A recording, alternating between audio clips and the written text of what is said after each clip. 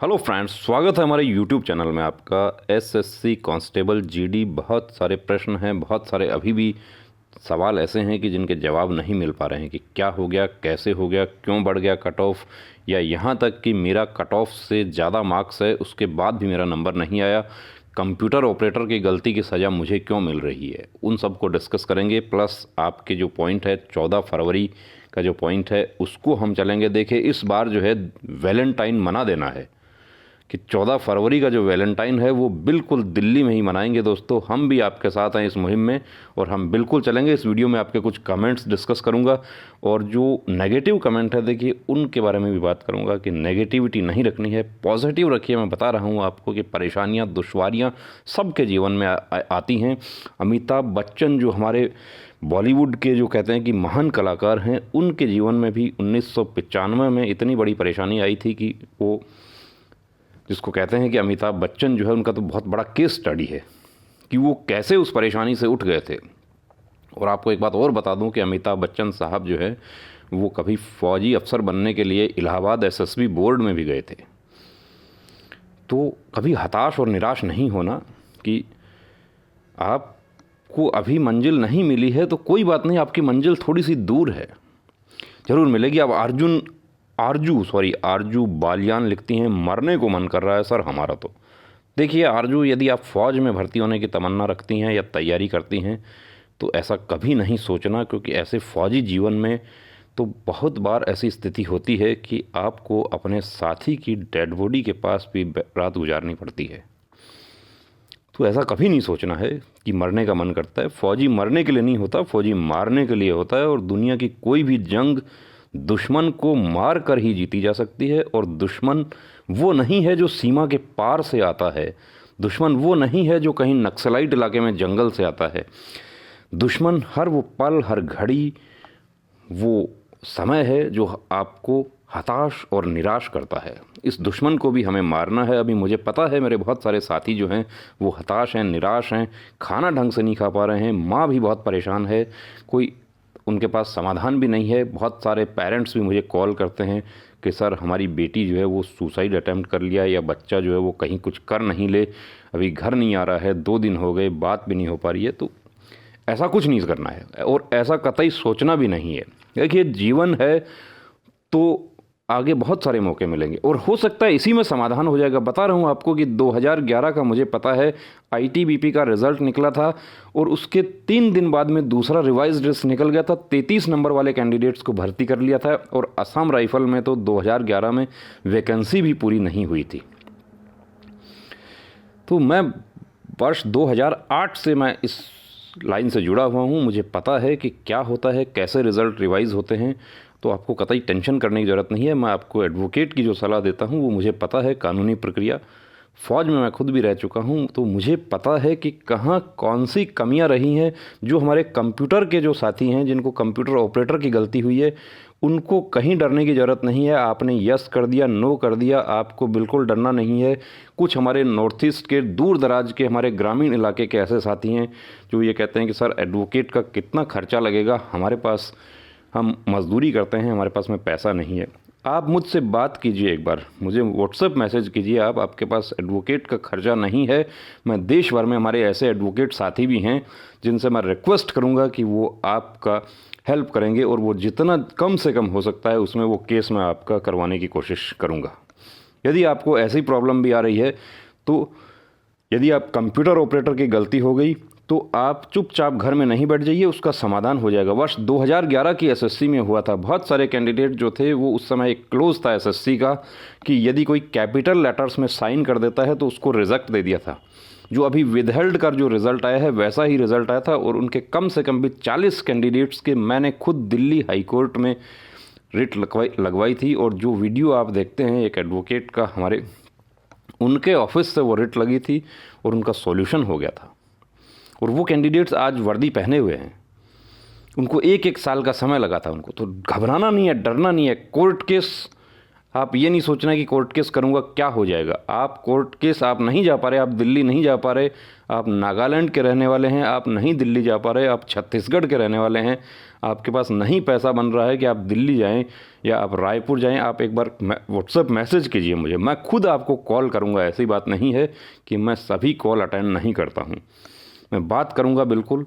लेकिन अभी देखिए, सब जो आप जितने कॉल कर रहे हैं उसमें अब मेडिकल वाले बहुत सारे हमारे साथी, सीआरपीएफ पैरामेडिकल स्टाफ की भर्ती चल रही है, बहुत सारे सिली क्वेश्चंस पूछने के लिए कॉल आते हैं कि कुक में क्या बनाना पड़ता है, कुक ट्रेड टेस्ट में चिकन भी बनाना पड़ता है कि मैं तो शाकाहारी हूँ, मैं चिकन नहीं खाता हूँ, तो मैं कैसे चिकन बनाऊँगा। इनके जवाबों के लिए मैं कॉल अटेंड नहीं कर पाता हूँ, ये माफ़ी चाहूँगा। चलिए यहाँ डिस्कस करते हैं हम। कुछ कीजिए सर। बिल्कुल विनय कुमार, ज़रूर कुछ करेंगे। ज़िंदगी गर्त में चली, ऐसा कभी नहीं सोचना है। देखिए, ज़िंदगी एक सफ़र है सुहाना। आज मैंने एक गाना भी आपके लिए लगाया कि ज़िंदगी एक सफ़र है सुहाना, यहाँ कल क्या हो किसने जाना। किसी को नहीं पता है कल क्या हो, और आज में जीना है कि आज अच्छा हो रहा है तो कल भी अच्छा ही होगा, और आज यदि ख़राब हो रहा है तो कल ज़रूर अच्छा होगा। हर काली रात के बाद में एक भोर ज़रूर है।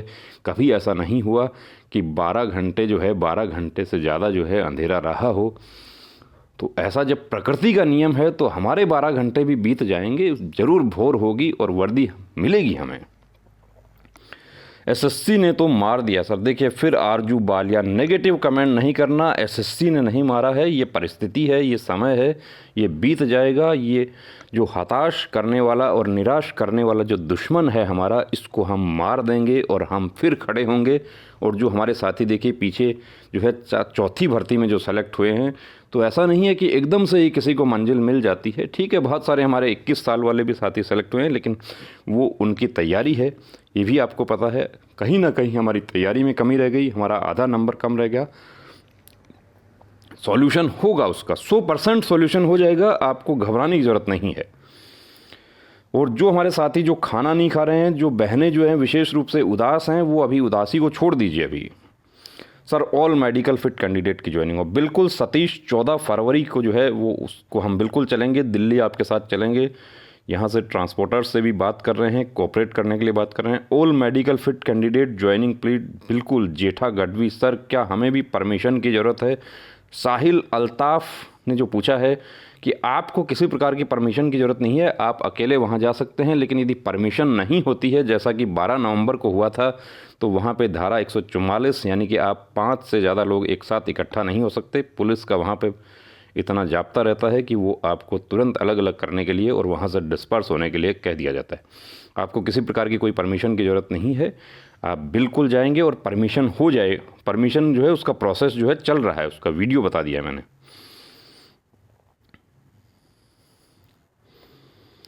Sir, all medical fit candidate, all medical fit सब भाई दिल्ली चलो, बिल्कुल दिल्ली चलो, सभी दिल्ली चलो। और जो दूर दराज के हमारे साथी हैं, जो बहनें हैं विशेष रूप से, उनको देखिए परेशान होने की ज़रूरत नहीं है, वो लोग अपने घर पे रहें, कोऑपरेट करें, वो सब जो है। All medical candidate joining. Megha Dharwal, अब देखिए मेघा जो है, वो मेघा का जो है अब मन नहीं लग रहा है और इन्होंने अपनी बात कही है। मेघा कहती है कि आप सही बोल रहे हो सर, हम लोग 3 साल से एसएससी जीडी के पीछे इतनी मेहनत की है कि अगर कोई वैकेंसी में करते तो आज आईपीएस बन जाते, लेकिन एसएससी जीडी ने हमें कहीं का नहीं छोड़ा है। रिज़ल्ट आने के बाद ना खाने में मन लग रहा है, ना पढ़ने में, ना रनिंग करने का। हम घर पर रो रो कर पागल हो गए। देखिए मेघा, जो हमारे आईपीएस अफसर भी होते हैं, वो भी ऐसा नहीं है कि उनको भी मंजिल बहुत आसानी से मिल जाती है। वो भी आपसे भी कहीं बेहतर तैयारी करते हैं या कहीं बेहतर संघर्ष उनका होता है, आपसे भी ख़राब परिस्थितियों में वो लोग भी निकल कर आते हैं। तो कोई भी काम इतना आसान नहीं है। ठीक है, जो परिस्थिति है उससे हम निकलेंगे, लेकिन आप ये जो घर पर रो रो कर पागल हो रहे हो, इसकी ज़रूरत नहीं है। मैं फिर कहता हूँ कि फ़ौज में भर्ती होने का यदि इरादा भी आपने कर लिया है, तो ये रोने वाला काम छोड़ देना, मर गया, ये नहीं है। फौजी जो है वो मारने के लिए है, वो मरने के लिए नहीं है। ये रो रो कर पागल हो गए, क्या रो रो कर पागल कर देना है रुला रुला के दुश्मन को। फौजी का हौसला वो होता है, अभी भूल जाओ उसको।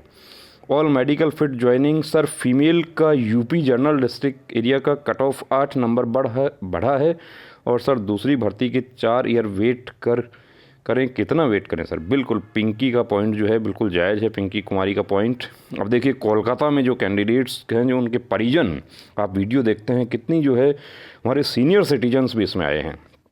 तो मैं जो गार्जियन है, पेरेंट्स हैं, उनसे भी मैं आह्वान करना चाहता हूं कि इस मुहिम से आप भी जुड़िए और कोऑपरेट कीजिए इसको, कि इस मुहिम को हम आगे बढ़ा सकें और प्रधानमंत्री जी तक हमारी बात पहुंचे, माननीय गृह मंत्री जी तक बात पहुंचे। कोई गार्जियन जो है वो भी अपने बच्चे की तरफ से पत्र लिख सकते हैं, प्रधानमंत्री जी को लिख सकते हैं। माननीय गृह मंत्री जी को कैसे पत्र लिखना है उसका मैंने एक फॉर्मेट भी बताया है, उसका नीचे डिस्क्रिप्शन में उसका वीडियो लिंक दे रहा हूँ। आप लेटर लिख सकते हैं, एक नागरिक के रूप में आप लेटर लिख सकते हैं कि सर हम बहुत परेशान हैं, मेरा बच्चा है, मेरी बच्ची है, क्या हो रहा है, ये 4-4 साल क्यों लग रहा है भर्ती में। जब अपन अपनी बात कहेंगे तो ज़रूर उस पर कार्रवाई होगी। कि सहायक कमांडेंट की भर्ती हर साल होती है, तो सिपाही की भर्ती में 4 साल क्यों लगता है। ये धरना है, इसका देखिए बहुत अच्छा धरना प्रदर्शन हुआ है वहाँ पे कोलकाता में।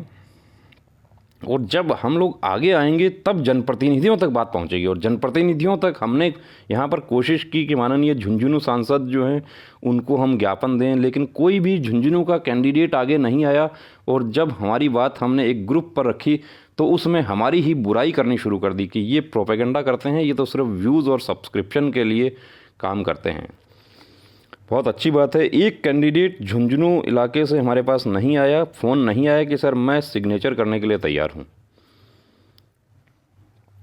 तो हम अपने सिग्नेचर करके हम ज्ञापन कैसे देके आए। हमें उसके साथ में कैंडिडेट का रोल नंबर भी लिखना है, उसका फ़ोटो कॉपी भी लगाना है कॉल लेटर का कि ये प्रॉब्लम हुआ है, ये सब था, पूरी बात बतानी है। उसके पास 2 मिनट का समय यदि हमें मिलेगा तो उनको बात कहेंगे, उनको भी समझ आएगी।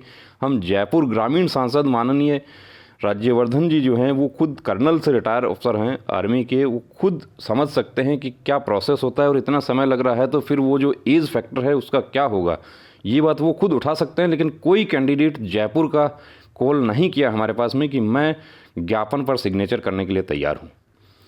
यदि झुंझुनू से, जयपुर से, सीकर से कोई कैंडिडेट यदि हमारे पास करता है कॉल तो हम तैयार हैं, ज्ञापन पूरी तरीके से हमारा रेडी है, और हमें सिर्फ उस कैंडिडेट को साथ लेकर जाना है और 2 मिनट का समय लेकर सांसद महोदय को अपनी बात कहनी है।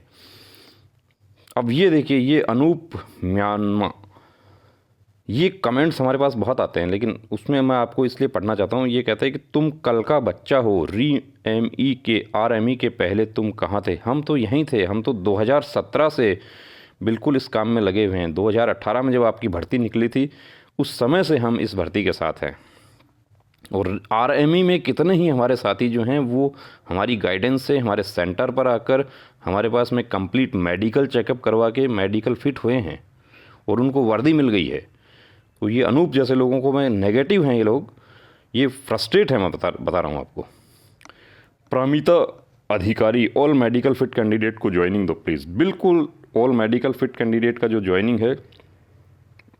दूसरी बात लास्ट में देखिए, रेबल श्रद्धानंद पति जी के लिए मैं कहना चाहूँगा कि वो भी इस मुहिम से जुड़े हैं और अपनी बात बेबाकी से वो कहते हैं, और माननीय गृह मंत्री जी से भी वो पूछ रहे हैं कि ये क्या हो रहा है। 4 साल का यदि समय लग रहा है, 3 साल का समय लग रहा है, तो फिर वो जो एज फैक्टर की जो हमें यंग फोर्स चाहिए, हमें बॉर्डर्स पर काम करने के लिए, हमें नक्सलाइट में काम करने के लिए, हमें कोबरा में यंग फोर्स चाहिए। उस यंग फोर्स का मतलब क्या रहा कि आप 3-3 साल भर्ती में लगा रहे हैं। तो और जब पिछली बार 55 लाख फॉर्म भरा गया तो इस बार आप खुद समझ सकते हैं कि कितना फॉर्म भरा जाएगा। अभी मार्च में SSC की भर्ती आ रही है, और 2 साल की छूट यदि दिल्ली पुलिस में दी गई है तो इसमें 23 वालों की 25 क्यों नहीं की जा रही है, इसमें क्यों 2 साल की छूट नहीं दी जा रही है। और आर्मी में पेंशन मिल रहा है तो ये BSF CRP, ये जो है CAPF जो है हमारा, ये इनको पेंशन क्यों इनका बंद कर दिया गया है। रणवीर सर का जो मुख्य मुद्दा है वो कि पेंशन इनकी शुरू की जाए। रेबल जो श्रद्धानंद पति हैं, इनका मैंने इंटरव्यू देखा है, ये खुद ये पॉइंट उठाते हैं। तो ये आज आपको ये लगता है अरे पेंशन वाले के लिए हमें क्यों जुड़ना, लेकिन कल को आप भर्ती हो जाते हो तो वो पेंशन वाला पॉइंट आपका भी हो जाएगा। एक आर्मी में 17 साल कैंडिडेट ज्वाइन एक जॉब करके आता है और उसके बाद उनका पेंशन है, उनको एक्स सर्विसमैन का उनको कोटा मिलता है। लेकिन वही जो BSF का हमारा साथी है जो बॉर्डर पर आर्मी से आगे रह के ड्यूटी करता है, बिल्कुल जीरो लाइन पे ड्यूटी करता है, पिलर के पास। और BSF का तो देखिए एक गाना भी है, बताता हूँ आपको, बहुत पुराना गाना है BSF का, कि पिलर के सामने कांटा तार के पास नाका लगता है सारी रात। तो ये फ़ौजी गाने हैं, जब आप लोग जाएंगे फ़ौज में वहाँ पे आपको पता चलेगा। तो दोस्तों इसके साथ ही मैं अपनी बात ख़त्म करता हूँ। जय हिंद, जय भारत।